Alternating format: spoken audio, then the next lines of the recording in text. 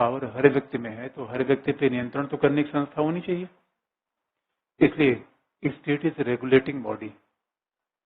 उदारवादियों के अनुसार state is a powerful institution, but अगर राज्य की शक्ति बढ़ेगी तो समस्या ये है व्यक्ति की शक्ति खतरा होगा,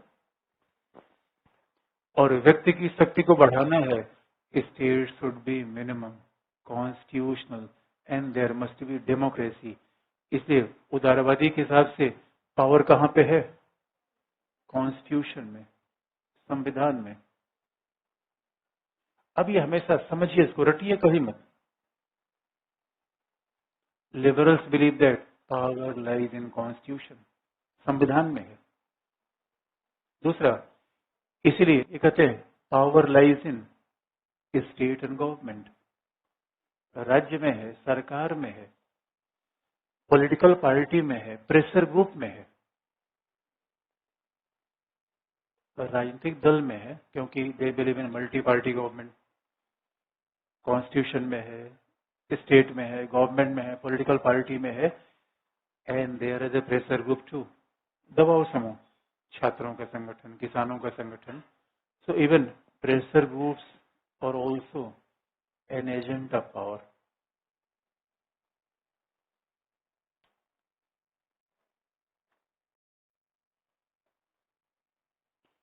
Pressure group is also an agent of power.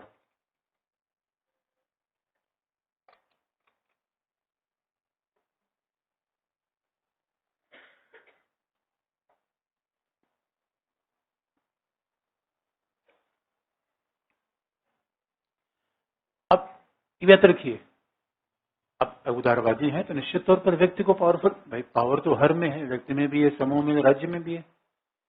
लेकिन आप याद रखिए, राज्य, उदारवादियों की खास बात है, राज्य में पहुंचने के साधन सबके पास उपलब्ध, कोई चुनाव जीत सकता है, सबको अधिकार है। लेकिन ये हमेशा क्या मानते हैं? The power of state should B limited, not unlimited. और इसलिए आप याद रखिए, पावर को अगर हम लॉ की भाषा में कहें, इट्स सॉवरेंटी। वैधानिक रूप में पावर को परिभाषित किया जाए, संप्रभुता है। और संप्रभुता है क्या? राज्य की सर्वोच्च दंड देने की शक्ति। Sovereignty means a supreme authority of state which punish the people, which penalise the people, and वो संप्रभुता है जिसे पॉलिटिक्स में आप सरकार कहते हैं, राज्य कहते हैं, उसी की मूल गुण संप्रभुता है। वैधानिक रूप में संप्रभुता, और राजनीतिक रूप में क्या है? शक्ति सीमित होनी चाहिए। अनियंत्रित शक्ति होगी, व्यक्ति की स्वतंत्रता खतरे में पड़ेगी। तो दे believe in A limited power of state. ये राज्य की शक्ति को सीमित करना चाहते हैं।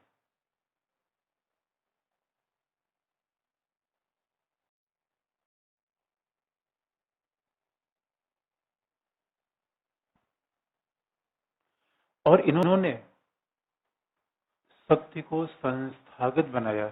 दे been created institutionalisation of power. शक्ति को संस्थागत बना दिया।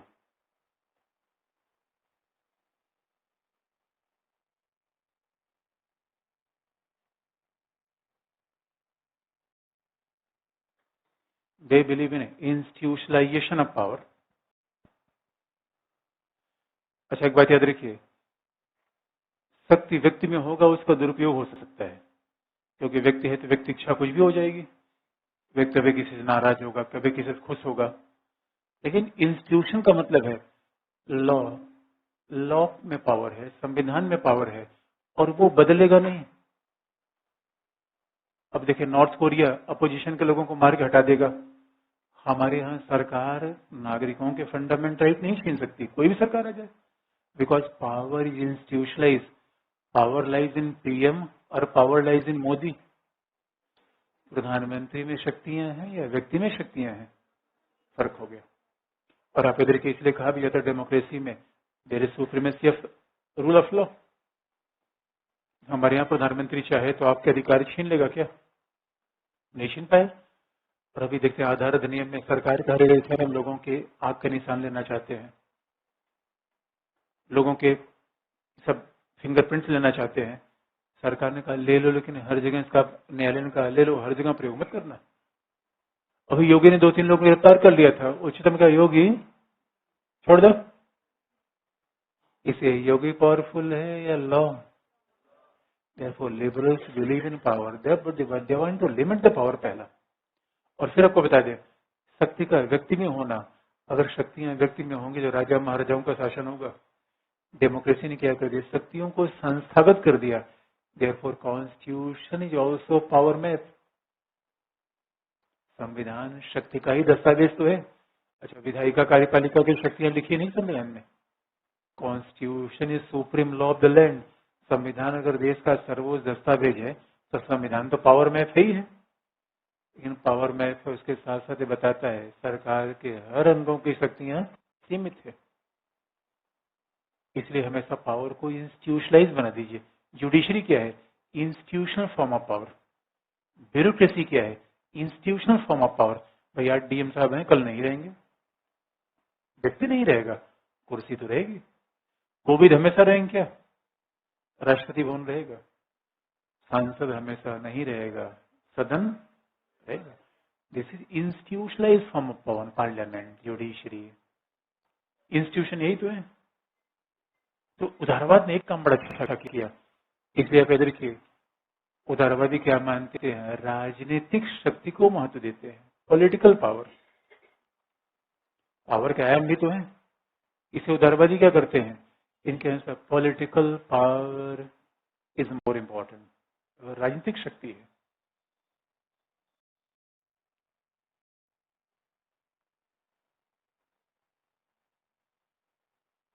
दे more emphasise over the political power. अच्छा, ये भी आप ध्यान देंगे, उदारवादियों के हिसाब से राज्य सरकार अगर सेंटर ऑफ पावर है, if state and government is centre of power, तो क्या किसी के फेवर में है, किसी के विरोध में है? It's neutral. न्यूट्रल। अगर देखिए मार्क्सिस्ट के हिसाब से, मार्क्सिस्ट के हिसाब से पावर कहाँ की है? अच्छा, ये बात उदारवादियों की स्पष्ट हो गई। याद रखिए, पूरी थियरी में ही डिबेट चलेगी, उदारवाद, मार्क्सवाद, नारीवाद, नथिंग न्यू। अब इसलिए मैंने कहा थियरी को, उदार विचारधारा तो बार बार पढ़ के आइए। और अगर देखे मार्क्सिस्ट, बड़े मार्क्सिस्ट कॉन्सेप्ट ऑफ पावर। अब बताइए मार्क्सिस्ट के हिसाब से पावर कहाँ मिलेगा? कहाँ मिलेगा? इसलिए they are describing economic dimension of power. पहला तो Marxist believe in economic dimension of power.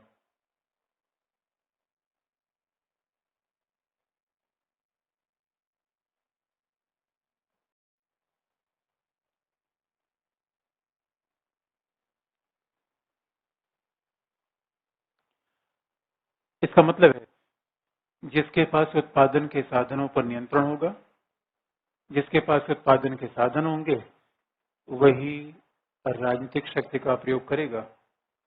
Whosoever controls the means of production, they will automatically control the state and government. जिसका उत्पादन के साधनों पर नियंत्रण होगा, उसी का राज्य सरकार पर भी नियंत्रण होगा।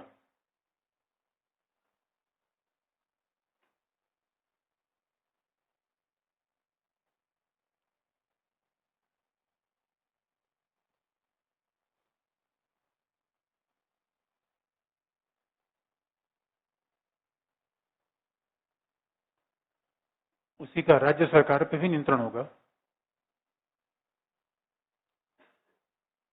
और दूसरी बात आप देखेंगे कि दे believe in economic dimension of power, जिसका राज्य पे, जिसका नियंत्रण होगा अर्थव्यवस्था पे, और इसीलिए जिसका अर्थव्यवस्था पे नियंत्रण होगा उसका सरकार पे नियंत्रण होगा, जिसका सरकार पे नियंत्रण होगा पुलिस सेना सब उसके हाथ में होगी।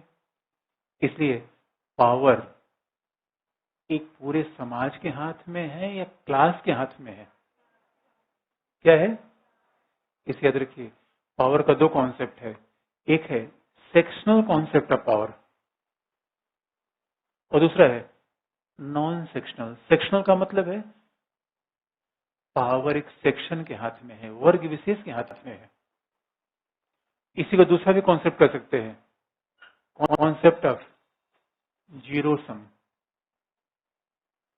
तो मार्क्सिस्ट कहते हैं कॉन्सेप्ट ऑफ जीरो सम।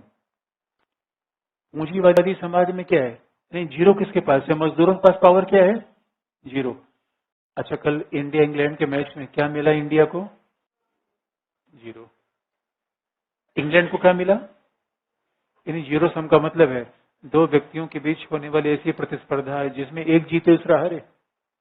जो जीता वो पावरफुल, जो जीता वो सिकंदर, बाकी सब जीरो। सेक्शनल, मार्क्सिस्ट कहते हैं कि शक्तियां केवल पूंजीपतियों के हाथों में है, इसलिए पावर न्यूट्रल है, एक्सप्लॉइटेटिव है, शोषणकारी है। अगला,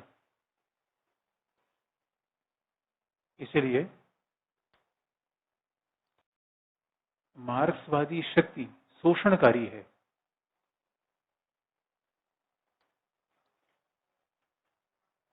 सॉरी, मार्क्सवादी शक्ति को शोषणकारी मानते हैं। फॉर मार्क्सिस्ट पावर एक्सप्लॉइटेटिव, शोषणकारी underline, power exploitative.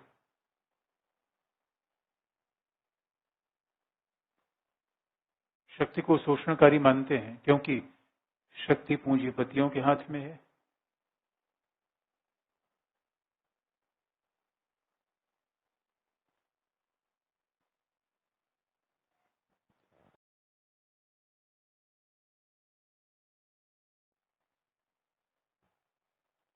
Power lies इन कैपिटलिस्ट, शक्ति पूंजीपतियों के हाथ में है, जबकि सर्वहारा शक्ति विहीन है, इसका शोषण होता है।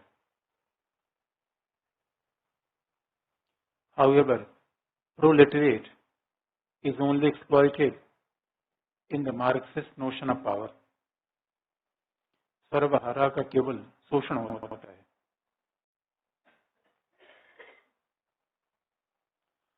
Proletariat is only exploited in the Marxist concept of power. और याद रखिए भाई, जिसके हाथ में शक्ति होगी उसके हाथ में विचार होगा। इसे मार्क्स ने क्या कहा था, इसीलिए मार्क्स का प्रसिद्ध कथन है कि विचारधारा मिथ्या चेतना है। Therefore, Marx said that ideology is a false consciousness. इसे मार्क्स ने कहा कि विचारधारा एक मिथ्या चेतना है।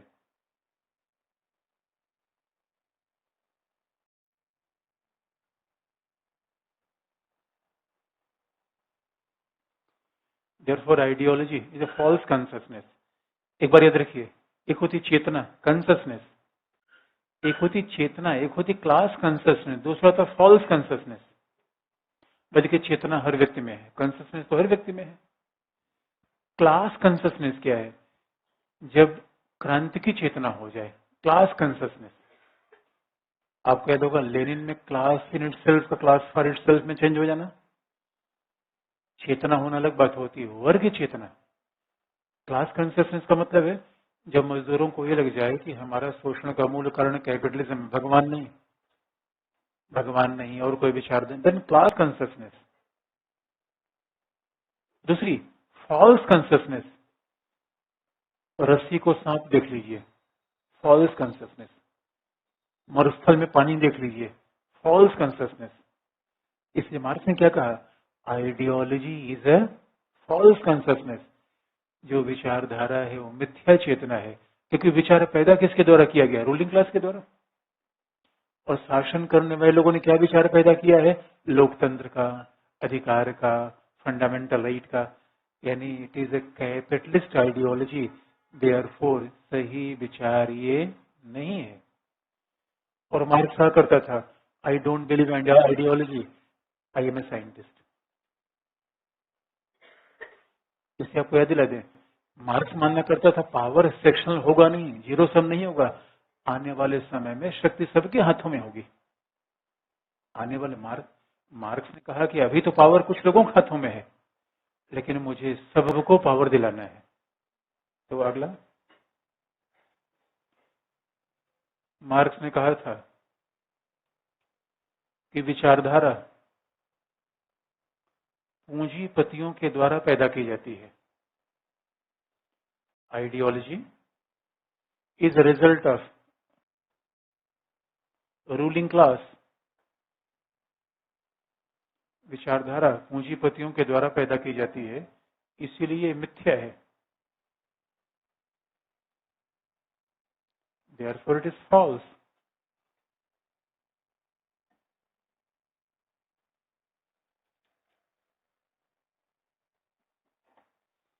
विचारधारा पूंजीपतियों के द्वारा पैदा की जाती है, इसलिए मिथ्या है।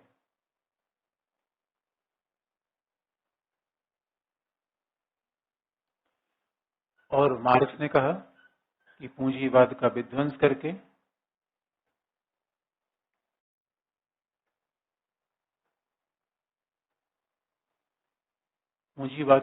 करके शक्तियों को समूचे समाज में, शक्तियों को समूचे समुदाय को दिया जाएगा। After the destruction of capitalism the power will be enjoy by each and everyone.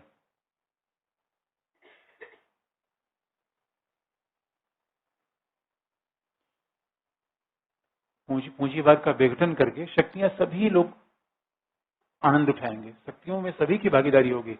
इसे याद रखिए, मार्क्स का रियल में विश्वास क्या था? Non sectional concept of power. किसी एक समूह में शक्ति नहीं होनी चाहिए। पूंजीवाद में था। पूंजीवाद में क्या था? कैपिटलिज्म में क्या था? सेक्शनल। और मार्क्सवादी कल्पना कैसी थी? नॉन सेक्शनल या नॉन जीरोसम।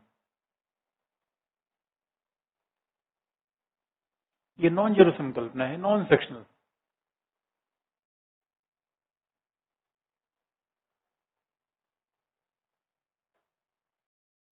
बस एक बात ध्यान रखने की है, मार्क्स ने कहा था कि भाई पावर तो क्या है, ये विचार क्या पैदा करता है? पूंजीपति पैदा कर देते हैं।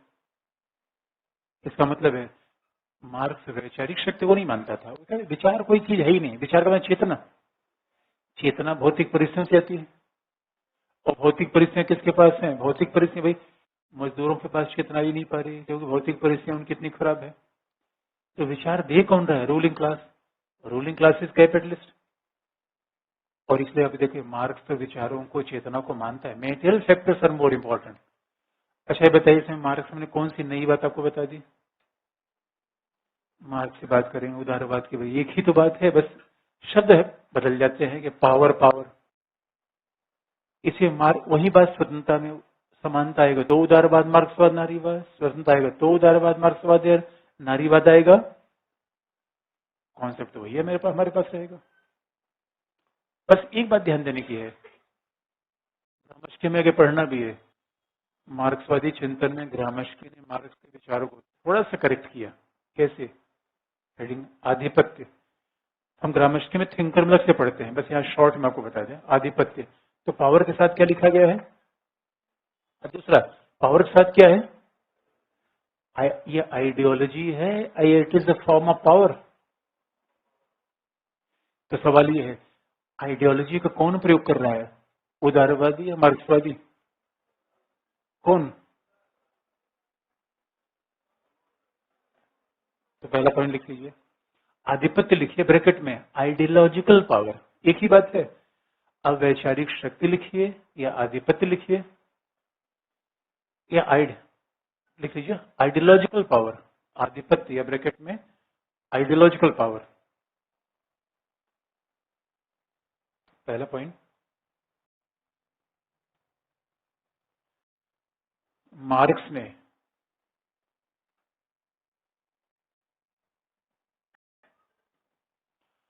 आर्थिक शक्ति को मूल आधार माना है।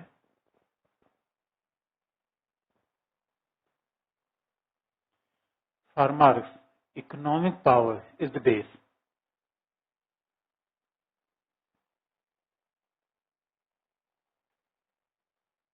अच्छा बताइए, मकान मालिक पावरफुल है, किराएदार? Marxist perspective. मार्क्सिस्ट पर्सपेक्टिव क्या है? भाई जिसके पास उत्पादन के साधन होंगे वो पावरफुल होगा। अब सवाल ये है, लेकिन अब वो मकान मालिक क्या विचारधारा देता है कि बच्चों चिंता मत करना, तुम्हारा घर ही है ये, ये तुम्हारा घर है। हाँ, तुम्हें कोई चिंता की बात नहीं, कोई भी चिंता हो मुझसे बताओ, महीने में किराया देते रहना। एक है आइडियोलॉजिकल पावर है, अरे भाई अब किराया, मेन तो पावर कहाँ से आ रही है? पैसे से। और इसलिए अब देखें, जब पैसे से पावर आएगा तो नए नए विचार लगेगा। अब कि मकान मालिक क्या कहेगा, बच्चा चिंता करने कोई बात नहीं है, सब काम होता है अच्छे से, बस ध्यान रखा करो, भगवान का नाम लो। अरे तुम्हारे पास पैसा है तुम भगवान का नाम लोगे? समस्या मेरी है, मेरे पास पार्टनर नहीं है, रोजगार नहीं है, घर से ठांसे जाते हैं, तो विचार कैसा निकलेगा? इसे याद रखिए, मार्क्सवादी क्या, मार्क्स क्या कहता है, पैसा जब आने लगता है तो बड़े बड़े विचार आने लगते हैं। पैसा पहले आए, इससे पहले क्या दीजिए, रोजगार। और मकान मालिक कहीं विचार पैदा करके, ऐसे अंकल जी एक कमरा मुझे ही दे दीजिए, तो फिर बेकार की बात करते हो, कमरा ले रहे हो तो मेरा घर लोगे?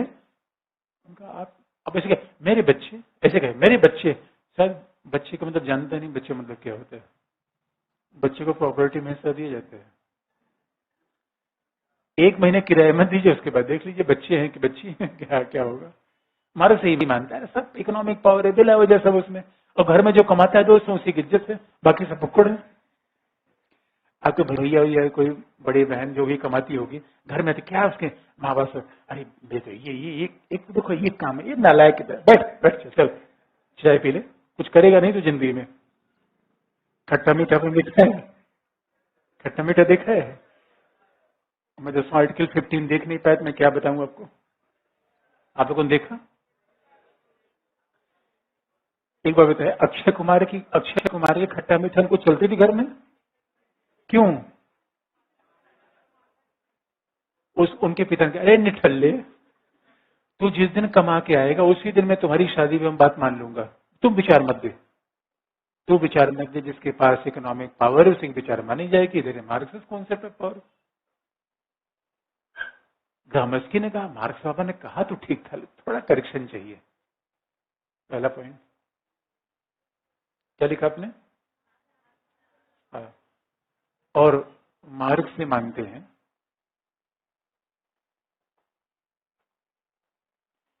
मार्क्स से मानते हैं कि पूंजीवाद के द्वारा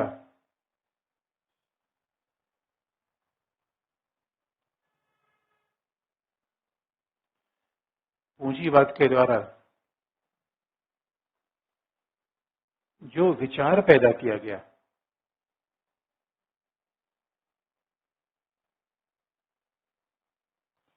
the ideas which is created by the capitalist, पूंजीवाद के द्वारा जो विचार पैदा किया गया वह शोषण का विचार है।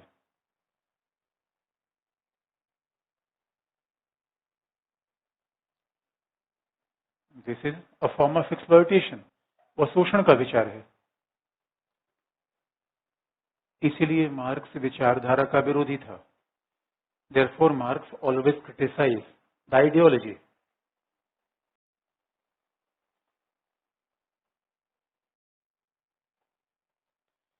इसलिए मार्क्स विचारधारा का विरोधी था, क्योंकि विचारधारा और चेतना, कंससनेस एंड आइडियोलॉजी एक समान है। विचारधारा और चेतना है एक समान है।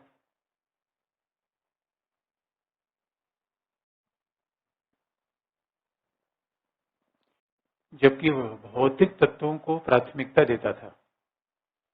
For Marx, material factors are more important than consciousness और आइडियोलॉजी।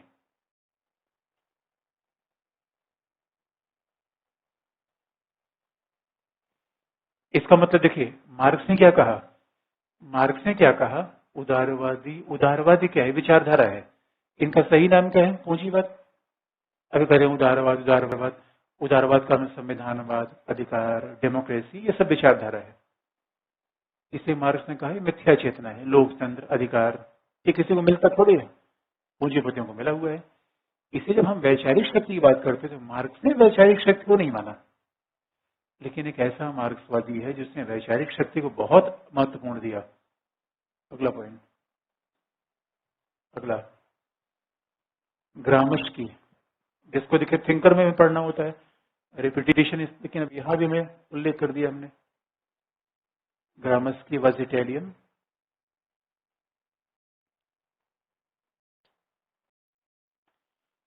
ग्रामस्की एक नव मार्क्सवादी है। Gramsci is a neo Marxist.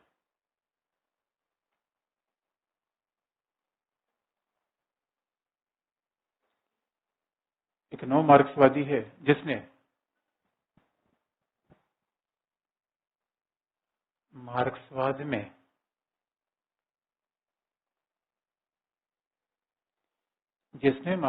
में वैचारिक शक्ति को केंद्रीय महत्व दिया है।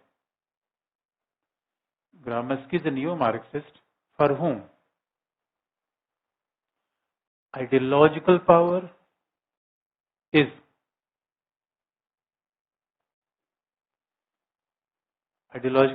is the most important dimension of power। और उसने इसी वैचारिक शक्ति को आधिपत्य का नाम दिया है।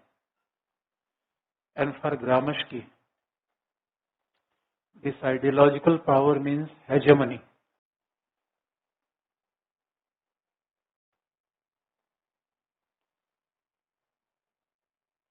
ग्रामस्की ने इसी वैचारिक शक्ति को आधिपत्य का नाम दिया है।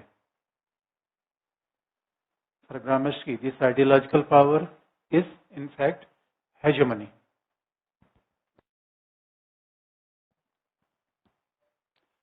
देखिए बात सीधी सी, आधिपत्य, आधिपत्य का मतलब क्या होता है? पहला, व्हाट डज इट, देखिए आधिपत्य वैचारिक शक्ति एक ही है। अच्छा बात, पहला दूसरा छोड़ दीजिए। आपके विचार किससे प्रभावित है इस समय?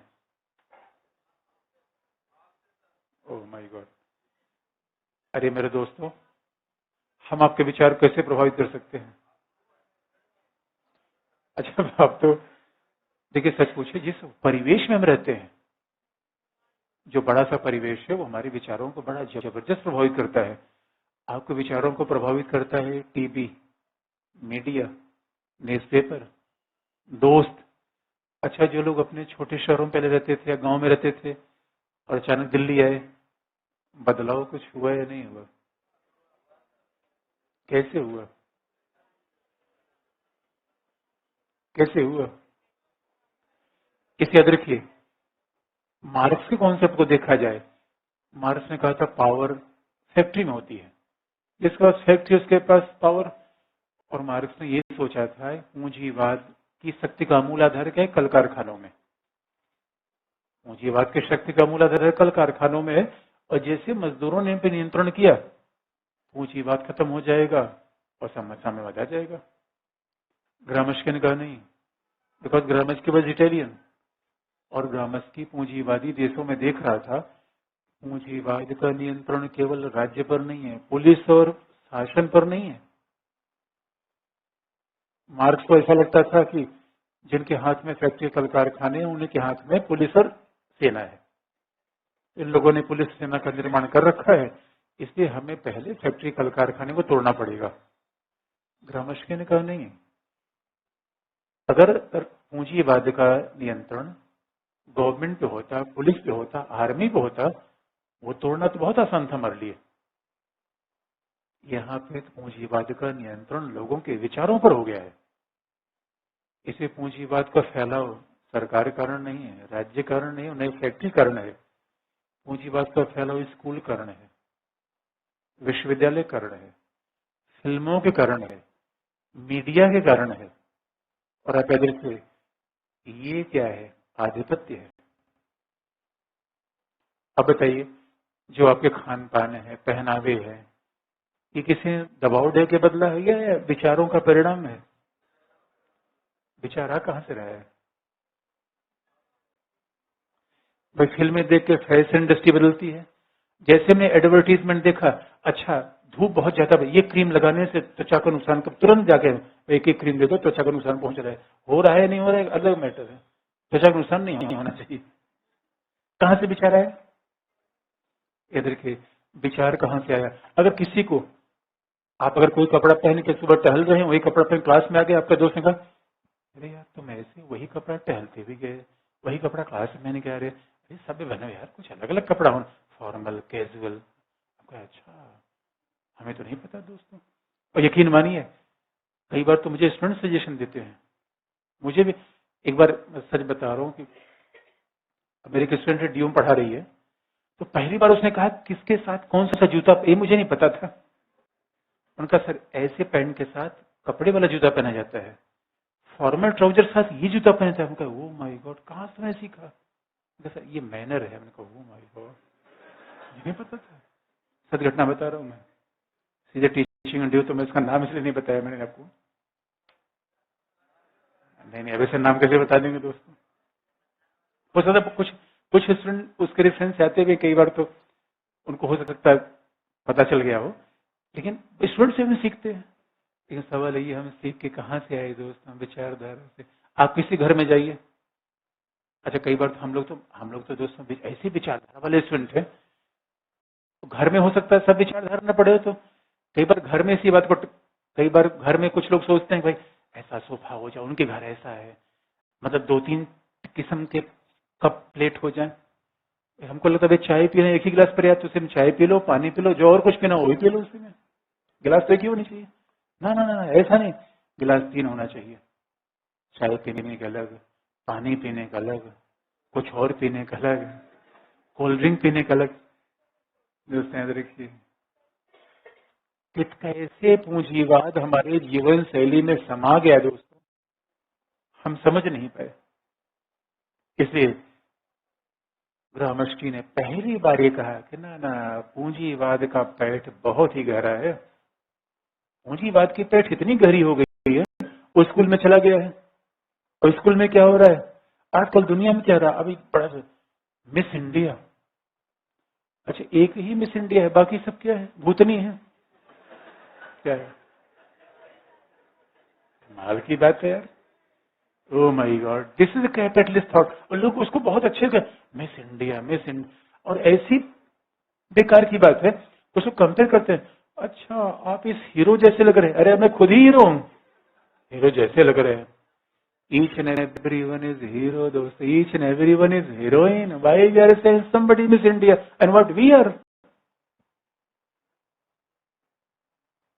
मिस्टर फ्रेशर, बाकी सब बासी है, एक फ्रेश है। Oh my God. This is the capitalism where it has engulfed the entire society. हर जगह हो दोस्तों। अदरवाइज हमने देखा था गांव में लोग खटिए पर बैठ के, कोई सोफा उफा नहीं था, खटिया थी, जिसको बैठना बैठ जाए, और गुड़ रखा रहता था, और एक लोटा था पानी, जो आए पानी पिए जाए, सबके लिए अवेलेबल था। अब तो दोस्तों अलग अलग सिस्टम आ गया, ये होना चाहिए, ये होना चाहिए, 4 किस्म। पूंजीवाद कहाँ निकालेंगे दोस्तों, कहाँ क्रांति करेंगे? फैक्ट्री में, कल कारखाने में, या विश्वविद्यालय में? क्रांति कौन करेगा? मजदूर करेगा, प्रोफेसर, छात्र, सब करेंगे। लिखने की बात पहला,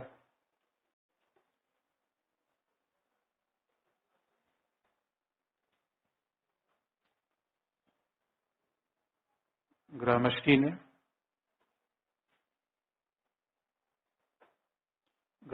ने आधिपत्य को निम्नलिखित रूप में वर्णित किया। For Gramsci, hegemony means A,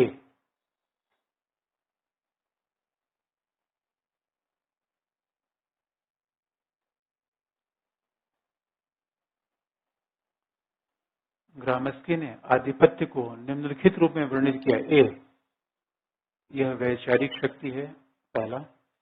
it is an ideological power,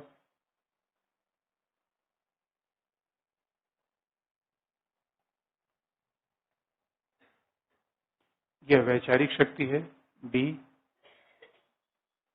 यह सहमति पर आधारित है, it is based on consent, बल पर आधारित नहीं है। B, it is based on consent, यह सहमति पर आधारित है।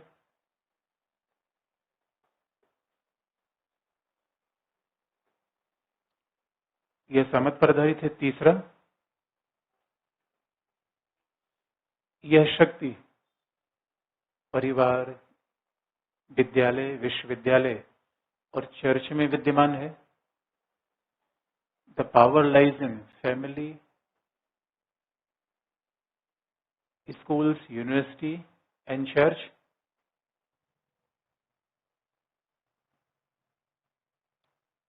अगला पॉइंट,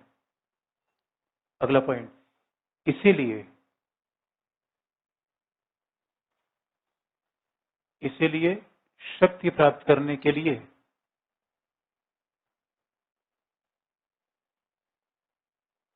एक निरंतर वैचारिक क्रांति करना होगा। We need a permanent ideological revolution.